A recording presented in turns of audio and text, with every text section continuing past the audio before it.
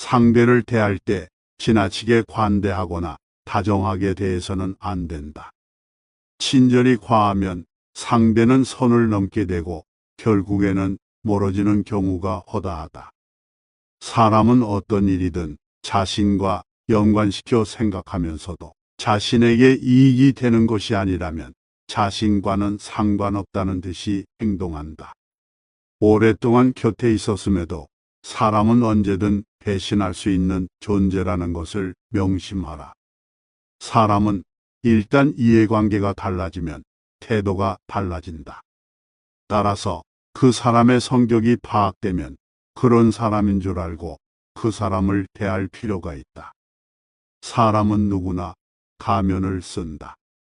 그 속에 진짜 얼굴이 어떨지 알 수 없고 시간이 지나면 또 어떻게 변할지 알 수 없다. 아무리 가까운 사이여도 인간의 본성이 그러한 것을 인정해야 한다. 그러니 불안정한 외부가 아닌 스스로의 내면을 의지해야 한다. 인간은 고슴도치와 같다. 너무 가까이 하면 가시에 찔린다. 타인 혹은 세상에 많은 것을 기대해서는 안 된다. 다른 사람에게서 무엇을 얻고자 하는가? 결국 인간은 누구나 혼자다. 중요한 것은 혼자 있을 때 그가 어떤 사람인가 하는 것이다. 괴테가 말했듯이 모든 것에 있어서 결국 인간은 자기 자신에게서 구해야 한다. 배신은 나와 먼 사람이 아닌 아주 가까운 사람이 한다. 배신을 천천히 할 사람과 빨리 할 사람만 있을 뿐이지 배신을 안 하는 사람은 없다고 생각하는 것이 좋다. 그러니 아무리 가까운 사이였어도 의심이 들 때는 그냥 넘어가지 말고 검증의 과정을 거쳐야 한다. 의심이 들면 바로 티내지 말고 일단 믿는 척해라. 그럼 상대는 곧 더 큰 거짓말을 할 것이고 정체가 드러날 것이다. 그리고 우연히 상대의 나쁜 면을 봤다면 잊지 말고 그 사람에게 맞는 태도를 취하는 것이 현명하다. 우리는 오직 자기 자신에게만 의존해야 한다. 지혜로운 사람은 스스로 행복하고 만족스럽게 살아간다. 더 많은 것을 바라지 않고 스스로 자족하며 살아가지 못할 때 우리는 타인 속에서 자신을 잃는다. 인간의 모든 고뇌와 고통, 불안과 의기소침의 대부분은 상대방이 나를 어떻게 생각할까라는 걱정에서 나온다. 우리들의 질투나 증오심도 대체로 같은 뿌리에서 자란 가지들이다. 타인들의 기준에 따라 사는 사람은 결국 그들의 노예가 되고 만다. 남의 눈을 의식하지 않고 남들이 알아주는 것을 초월해서 사는 사람만이 행복하다. 행복을 위해서는 타인의 판단을 중시하는 명예욕과 일종의 허영심을 버릴 필요가 있다. 인간의 행복과 불행을 가르는 것은 객관적인 그 무엇이 아니다. 단지 그것을 우리가 어떻게 느끼고 받아들이는가에 달려 있을 뿐이다. 사람들이 질투의 감정에 사로잡히는 이유는 자신보다 나은 처지에 있는 사람을 바라보기 때문이다. 그 사람이 자신보다 더 많은 재물을 가지고 있거나 다른 사람으로부터 더 많은 사랑을 받고 있다고 느낄 때면 사람들은 대부분 자신의 비참함을 생각하게 된다. 모든 불행은 비교하는 것으로부터 시작된다. 질투는 인간의 자연스러운 본능 가운데 하나이기도 하지만 부도덕과 불행의 가시를 품고 있다. 그래서 질투는 옛날부터 우리들의 행복을 가로막는 적이자 죄악으로 간주되어 왔다. 우리는 가능한 질투라는 본능을 우리의 인격에서 잡초처럼 뿌리 뽑아야 할 것이다. 자신의 소유에 만족하고 이를 즐기려면 남들과 비교하지 말아야 한다. 자기보다 더 잘 살고 더 많이 가진 자를 부러워하고 배 아파하는 사람은 결코 행복해질 수 없다. 행복하려면 자기보다 못한 자가 얼마나 많은가를 생각해야 한다. 자기보다 불행한 사람을 찾아보는 것이 자신을 위로하는 가장 빠른 방법이다. 이 지구상에 나보다 불행한 사람이 얼마나 많은지 생각해 보라.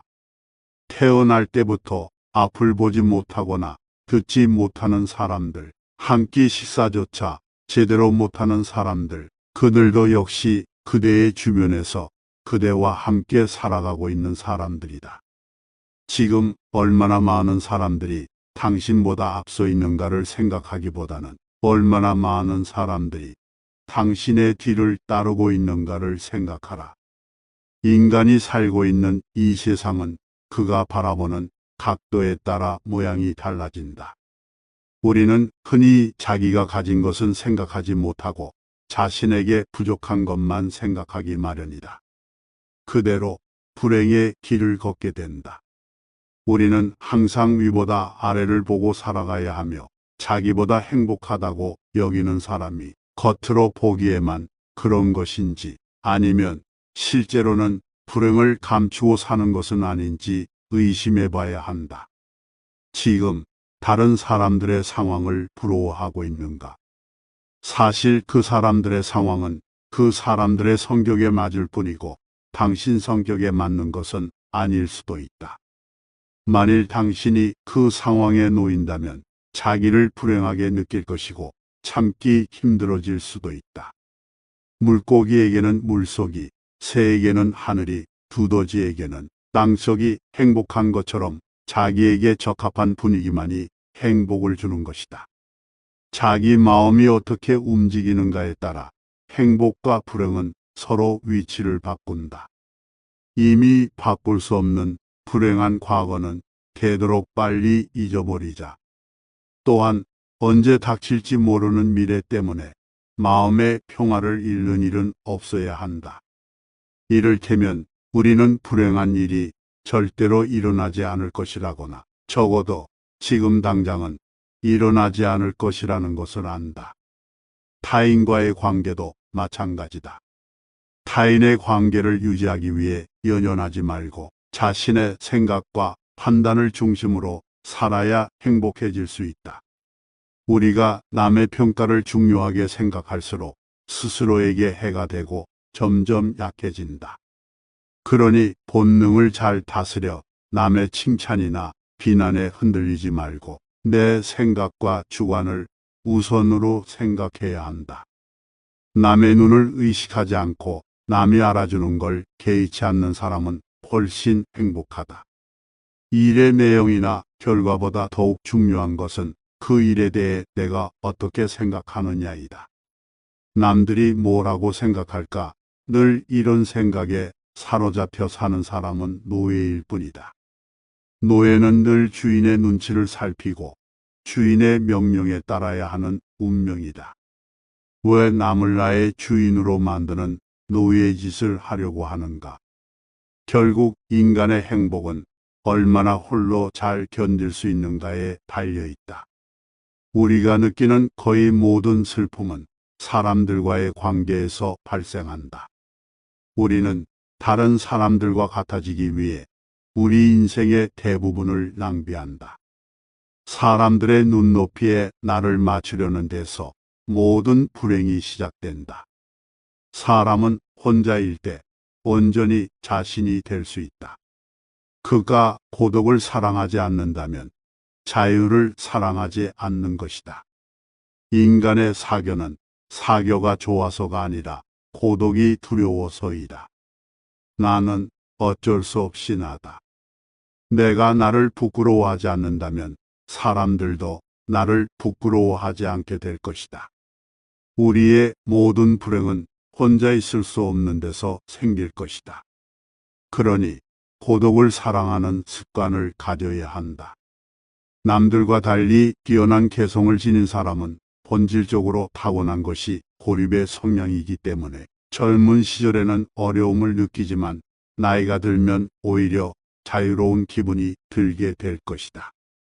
젊은 시절에는 고독을 사랑하는 습관을 어렵게 가질 수 있었다면 이제는 그런 마음이 아주 편안하고 간단한 것들이 될 수 있다.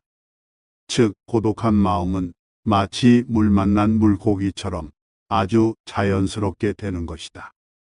삶이 어떤 것으로 다가오는가 하는 문제는 전적으로 그 사람의 기분에 따라 달라진다. 젊고 아름답고 부유한 사람이라고 해도 그 사람이 진정으로 행복한지 아닌지는 판단할 수 없다. 행복은 결코 객관적인 사실 속에 존재하는 것이 아니기 때문이다. 행복한 인생을 만드는 것은 전적으로 나에게 달려 있다. 나에게 없는 것을 남과 비교하지 말고 나에게 있는 것을 인정해 주어라. 나에게 무엇이 있는지 잘 들여다봐라.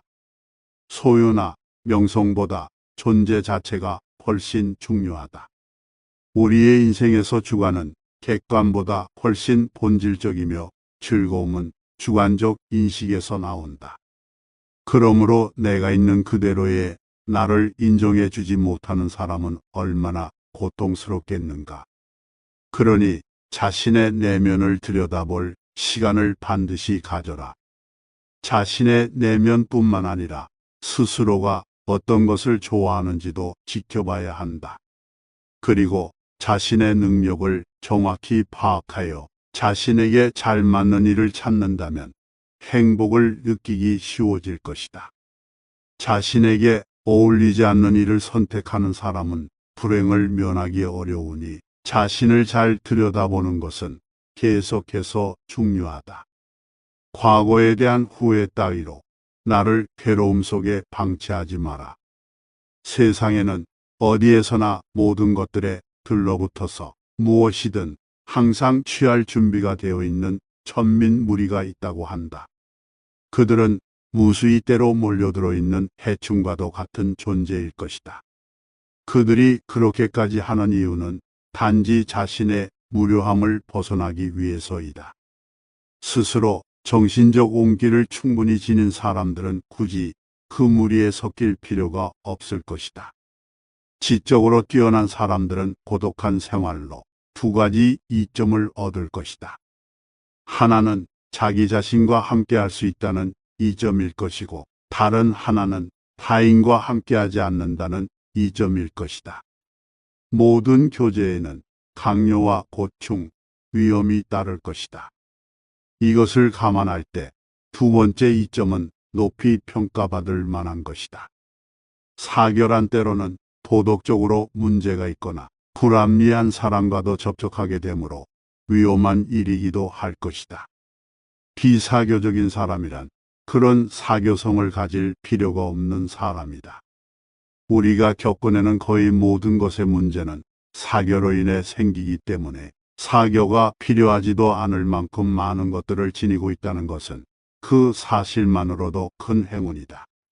우리는 괴로운 일에 부딪혔을 때 우선 감사할 가치가 있는 것을 찾아서 그것에 충분히 감사해야 한다. 그러면 마음에 평온함이 찾아오고 기분이 가라앉으며 어려운 일도 견디기 쉽다. 사람은 음식을 먹음으로써 체력을 회복하고 독서로 정신을 배양하게 한다. 인간은 다른 사람처럼 되고자 하기 때문에 자기 잠재력의 대부분을 상실한다. 독서한 내용을 모두 잊지 않으려는 생각은 먹은 음식을 모두 체내에 간직하려는 것과 같다. 좌절을 경험한 사람은 자신만의 역사를 갖게 된다. 그리고 인생을 통찰할 수 있는